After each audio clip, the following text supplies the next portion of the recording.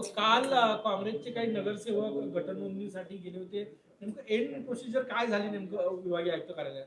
असं आहे की नवीन नियमानुसार फॉर्म 3 नंबरचा फॉर्म भरून दिल्याशिवाय त्यांना तिकडे मतदानात सहभागी होता येत नाही किंवा मतदानाचा अधिकार प्राप्त होत नाही. त्यामुळे ते एफिडेव्हिट एक द्यावं लागतं. त्यासाठी काल जवळपास 18 नगरसेवक आयुक्त कार्यालयात गेले होते. कारण ते जर केलं नाही तर त्यांना मतदानाचा अधिकार प्राप्त होत नाही. आणि दुसरा विषय असा होता की यापूर्वीच एका काँग्रेसच्या गटाने 12-13 लोक घेऊन नवीन गट स्थापनेचा प्रयत्न केला आणि तो काही गटाला मान्यता मिळाली नाही. म्हणून आमच्या लोकांनी जाऊन त्या ठिकाणी काही नगरसेवक आमचे गेले आणि त्याला मान्यता त्या गटाला दिली आहे का हे विचारलं.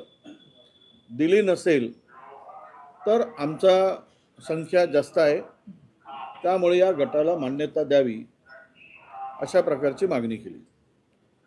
परंतु काल विभागीय आयुक्त जे आहेत ते पूर्ण सत्ताधाऱ्यांच्या दबावाखाली आहेत. या फॉर्म 3 सुद्धा भरून घेताना खरं म्हणजे स्टॅच्युटरी अधिकार फक्त तेवढे आयुक्तांना आहेत. त्यांनी दिलेले कागदपत्र तपासायचे आणि ते तपासून त्यांना मान्यता द्यायची, नोंदणी करायची, केवळ नोंद करायची एवढाच अधिकार त्यांना आहे. काल आमचे 2 वकील सुद्धा गेले. काही 6 नगरसेवकांचे प्रमाणपत्र गहाळ झाले निवडणुकीच्या काळात निकाल लागल्यानंतर. त्या प्रमाणपत्रासाठी रितसर पोलीस स्टेशनला मिसिंगची तक्रार दिली आणि ती तक्रार घेऊन आयुक्ताच्याकडून जे निवडणूक निर्णय अधिकारी आहेत त्यांच्याकडून ते प्रमाणपत्र घेतलं. खरं तर प्रमाणपत्र हे कंपल्सरी नाही आयुक्तांना दाखवण्याची, आयुक्तांना नोंदणी करताना देण्याची. पण हे आयुक्त मात्र पूर्ण सत्ताधाऱ्यांच्या ताटाखालचं मांजर झाल्यासारखे वागतायत. या आयुक्त आहेत त्या. त्यांनी या प्रक्रियेमध्ये काल वकील सुद्धा उभे होते. हायकोर्टात सुद्धा रुलिंग दाखवलं त्यांनी. आणि तुम्हाला गट स्थापन करायसाठी कुणाचीही सल्ला घेण्याची गरज नाही, फक्त नोंदणी करण्याची आवश्यकता आहे.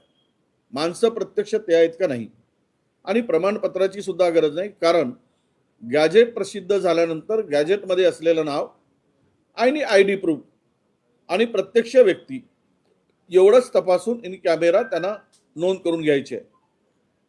पण आम्ही बघतो आहोत आयुक्ताला कुठला तरी दबाव आहे आणि आमच्या नगरसेवकांना मतदानापासून वंचित ठेवण्याचा कट या आयुक्त रचत आहेत. कायदेशीर लढाई आम्ही लढूच, परंतु सत्ता प्राप्तीसाठी भारतीय जनता पक्षाने त्यांच्यावर पूर्णतः दबाव टाकलेला आहे. ते म्हणाले की आम्ही रोज यांना फिरवू, आम्ही गट स्थापन होऊ देणार नाही. तिला कुठला अधिकार? अरे तुला जे बाई अधिकार दिला आहे आयुक्त मॅडम, तेवढाच अधिकार दिला आहे आलेल्या लोकांची नोंदणी करून घेणं. जर तुम्हाला नोंदणी करून मान्यता द्यायची नसेल तर रिटर्न मध्ये द्या की आम्ही हे करू शकत नाही किंवा ह्या त्रुट्या आहेत. ते पण द्यायला तयार नाही आणि नोंदणी करायला तयार नाही. अशा प्रकारची दुपट्टी भूमिका या विभागीय आयुक्तांनी आता घेतलेली आहे. मी आता त्यांना वेळ मागेल, मी त्यांच्याकडे जातोय 11 वाजता आणि त्यांना मी विचारणार आहे की तुम्ही मला रिटर्नमध्ये दिल्याशिवाय मी तिथून उठणार नाही. तुम्हाला नाकारायचा अधिकार असेल तर नाकारा, स्वीकारायचा अधिकार असेल स्वीकारा, परंतु ते रिटर्नमध्ये दिलं पाहिजे. ते रिटर्नही देत नाहीत, ते गटस्थापनही करत नाहीत. तुम्हाला बाकीच्या कोर्टात जायसाठी मार्ग मोकळा होतो, पण ते सगळं हँगिंग ठेवलेलं आहे, लटकतं ठेवलेलं आहे. आणि पूर्णतः या मॅडम राजकीय दबावापोटी काम करतायत, हे आता लपून राहिलेलं नाही. या सगळ्यामध्ये गंमत अशी की प्रमाणपत्राचा कुठेही त्याचा एक निर्णय, हायकोर्टाचे निर्णय, सुप्रीम कोर्टाचे निर्णय काल वकिलांनी दाखवले. ते म्हणते की लॉ अँड ज्युडिशरीचे आम्ही मत घेऊ, त्यांच्याकडे पाठवू. काहीच गरज नाही आहे.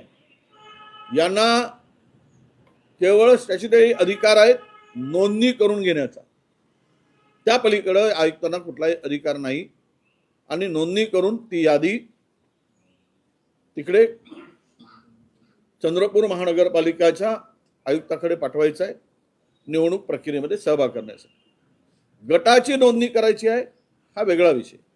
गट नोंदणी करत असताना तुम्हाला मान्य करायचं आहे, नाही मान्य करायचं आहे, तुम्ही करू शकत नाही की करू शकता, हे रिटर्नमध्ये मी काल पण त्यांच्याशी फोनवर बोललो, पण तेही ते तयार नाहीत.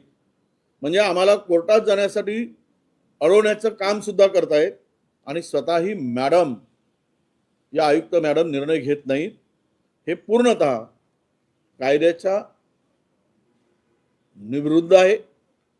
ते त्या पदाचा ते दुरुपयोग करत आहेत. आणि आवश्यकता पडली तर मला त्यांच्या कार्यालयापुढे आज उपोषण करावं लागलं तरी मी करेल. पण आज मात्र त्यांना निर्णय द्यावा लागेल, येस आर नो, हो किंवा नाही.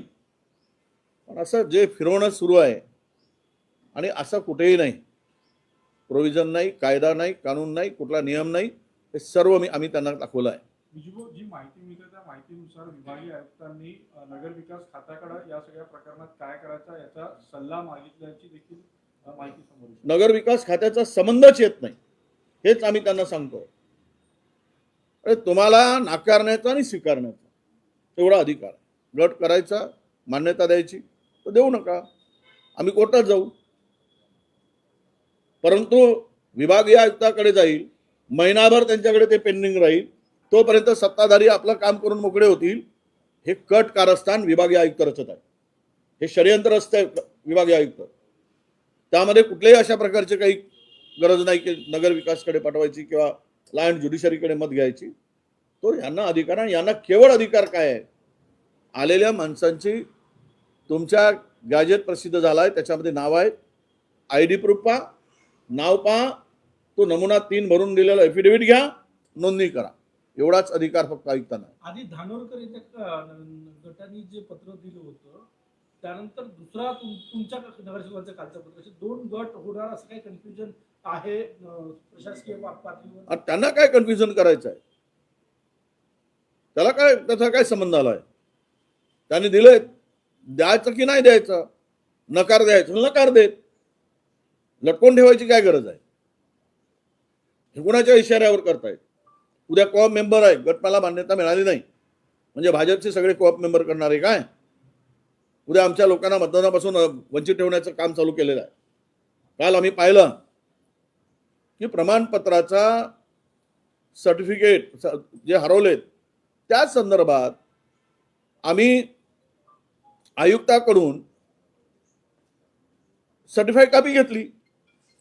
मग ते म्हणतात की पोलिसाची रिपोर्ट. काय अधिकार आहे या विचारायचा, या आयुक्तांना पोलिसाचा रिपोर्ट विचारायचा? तुमच्या विभागीय आयुक्तांनी त्याची सर्टिफाईड डुप्लिकेट कॉपी दिली हरवल्याची तक्रार दिल्यानंतर. नाही ओरिजिनल कॉपी पाहिजे पोलिसांची. कुठला अधिकारीला काहीतरी मॅडम वेळ काढून या म्हणजे यातून पळवाटा शोधण्याचं काम करतायत. विजयी झालेले प्रमाणपत्र हरवले म्हणजे ते धानोरकर यांच्याकडे आहेत, ते हरवले म्हणतायत. नाही, धानोरकरकडे काय आहे तर तो मोठा विषय होईल. ते कोणाकडून घेतलेत मला त्याच्यावर बोलायचं नाही. पण जे प्रमाणपत्र नव्हते ज्यांच्याकडे, त्यांच्या मिसिंग झाले होते, 6 नगरसेवक आहेत, त्यांनी त्याची तक्रार दिली पोलीस स्टेशनला. हे तक्रार आहे. या तक्रारीमध्ये नुसार आम्हाला ते सर्टिफाईड कॉपी डुप्लिकेट प्रमाणपत्र मिळालं आहे आणि ते ओरिजिनल सहीचं आहे.